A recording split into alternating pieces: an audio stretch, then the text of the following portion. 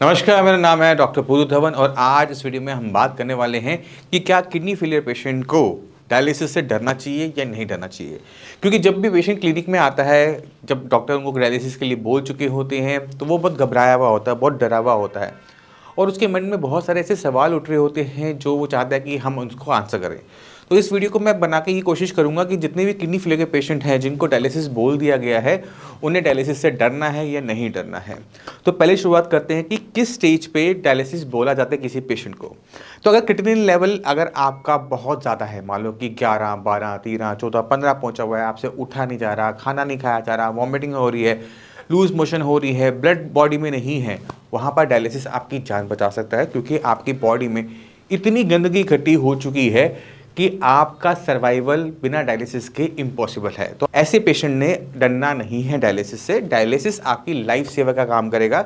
एक बार जान बच गई, उसके बाद किडनी पे काम करना बहुत आसान होता है।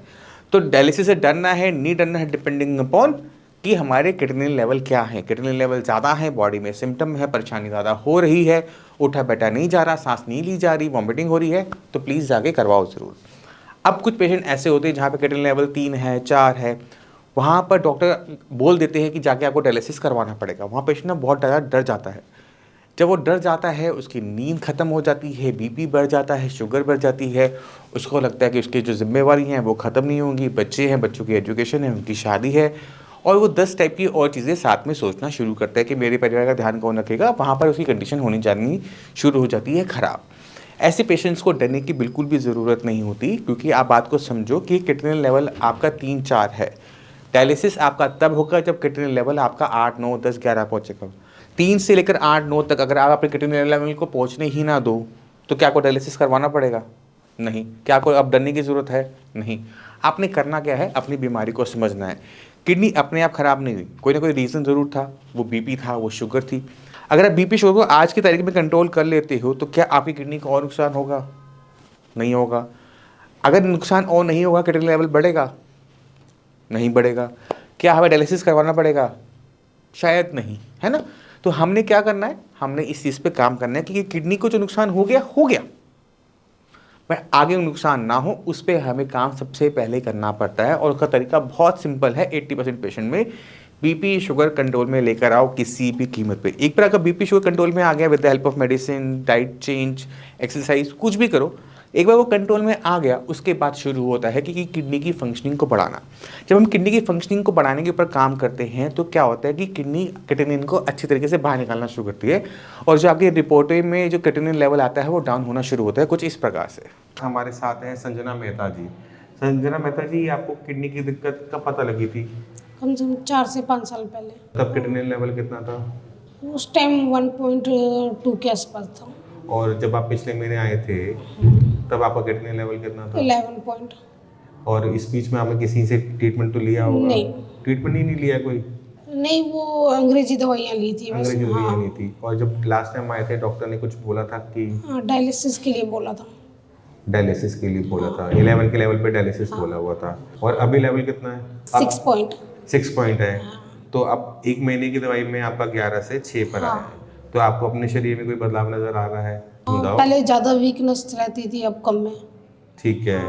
भूख खुली थोड़ी सी हमारी? हाँ। बीपी ठीक रह रहा है? हाँ भी। तो संजना जी की जो कंडीशन है वो है डायबिटिक नेफ्रोपैथी की, जिसमें डायबिटीज़ की वजह से इनकी किडनी को डैमेज हुआ। शुगर तो इनकी आज भी हाई है, तो इन्होंने डांट खा ली है, अब और नहीं पिलाएंगे, ठीक है। इंसुलिन लेती हैं। डायलिसिस की जो कंडीशन हुई थी, वो एक ऐसी बीमारी जिसको हम बहुत हल्के में लेते हैं, डायबिटीज़, उसकी वजह से हुआ था। अब जब डायबिटीज़ हमारी कंट्रोल में आती है, तो किडनी जो है वो अपना रिस्पॉन्स देना शुरू करती है। किडनी अपने आप को रिवाइव करने की कोशिश करती है।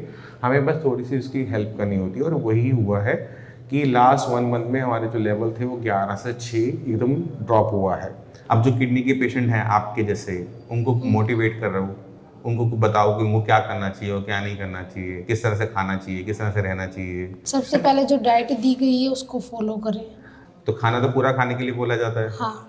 उम्मीद करते हैं कि इस महीने जो आपकी स्वेलिंग है वो भी उतर जाएगी और हम बेटर हो जाएंगे। तो आपको खाने को थोड़ा सा बदलना पड़ता है, कुछ आइटमें आपको छोड़नी होती है। अगर स्वेलिंग है तो नमक कम करना पड़ता है, बट हाँ, नमक छोड़ा नहीं जाता है। और थायराइड का खास ध्यान रखा जाता है जहाँ पर स्वेलिंग होती है। तो छोटे छोटे बदलाव होते हैं, पेशेंट को उसे समझना चाहिए, उसे अप्लाई करना चाहिए, फिर हमें रिजल्ट्स इसी तरह से अच्छे मिलते हैं। तो आपने रिपोर्ट भी देख ली, पेशेंट भी देख लिया, आपको समझ में आ गया कि जो किडनी है, किडनी का ध्यान आप रखोगे तो किडनी आपका ध्यान रखती है, वो काम अच्छा करती है, किडनी को बाहर निकालती है। तो हमने सिर्फ किडनी के बारे में ना सोचते हुए पूरे शरीर के बारे में सोचना होता है, क्योंकि हमारी जो शरीर है वो एक मशीन की तरह काम करता है। हर एक ऑर्गन दूसरे ऑर्गन पर डिपेंडेंट है किसी न किसी तरीके से। तो हम अपनी पूरी बॉडी को हेल्दी बनाए रखेंगे, किडनी का खास ध्यान रखेंगे, ये हम कह सकते हैं। हमने किडनी की फंक्शनिंग को बढ़ाना है, हमने बॉडी में वो सामान नहीं डालना जिससे किडनी पर लोड डले। हमें अल्कोहल छोड़नी पड़ेगी, हमें तम्बाकू छोड़ना पड़ेगा, नमक कम करना पड़ेगा, शुगर कम करनी पड़ेगी, हमें अपने खाने के अंदर फाइबर बढ़ाना पड़ेगा, नॉनवेज छोड़ना पड़ेगा। अगर आप सब ये करने को तैयार हो तो किडनी आपका ध्यान रखने को तैयार है। और रिपोर्टों में ऐसी बदलाव आता है जैसे मैंने आपको दिखाया।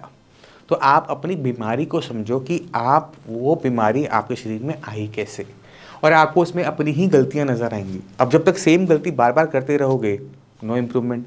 जैसे ही आपने वो गलतियां करनी बंद कर दी तो आपको उसका फ़ायदा देखने को मिल जाता है, जैसे मैंने आपको दिखाया। मैं उम्मीद करता हूँ इस वीडियो से आप समझ गए कि किन किडनी के पेशेंट्स को डरना चाहिए और किन को नहीं। फिर भी माइंड में कोई डाउट लगे, कुछ पूछना चाहते हो, मोस्ट वेलकम है। डॉक्टर्स की पूरी टीम है, आप आकर उनसे मिल सकते हो। इसी के साथ चलते हैं, मिलते हैं अगली वीडियो में। तब तक के लिए नमस्कार।